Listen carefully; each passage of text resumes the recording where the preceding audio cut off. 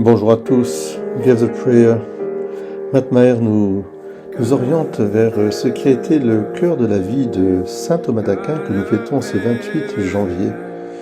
Saint Thomas d'Aquin, dominicain, théologien, plus connu sous le nom de docteur commun, c'est-à-dire l'Église a reconnu en lui une perfection dans l'explication rationnelle du donné révélé. Il est le docteur commun parce que sa somme théologique et tous ses autres écrits continuent à être une lumière, je dirais, dans l'exercice périlleux, on peut dire, de raisonner la foi. Raisonner la foi est au cœur même de notre liberté, mais doit être aussi soumis, je dirais, à l'humilité.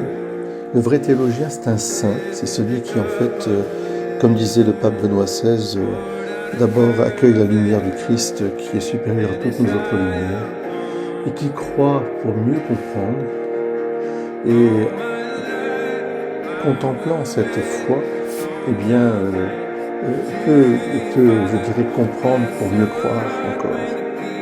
Et c'est cette sainteté qui est au cœur même de la vie de saint Thomas d'Aquin.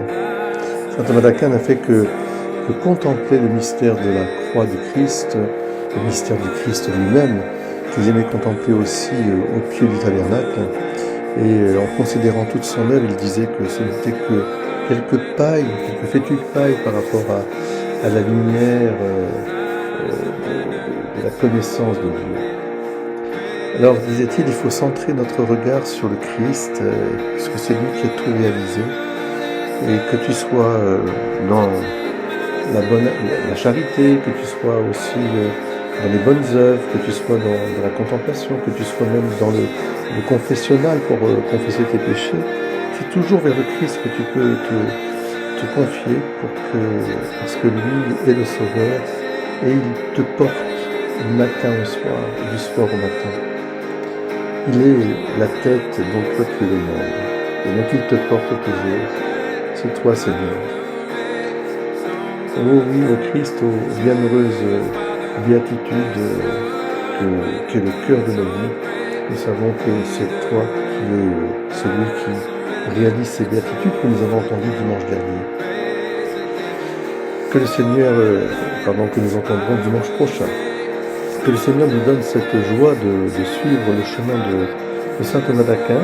Certes, nous ne sommes pas des théologiens de la trempe de saint Thomas d'Aquin, mais nous pouvons être des saint Thomas d'Aquin en ayant cette simplicité de contempler le visage du Christ et avec l'intelligence du cœur, de comprendre la hauteur, la largeur, la grandeur, la profondeur de l'amour de Dieu.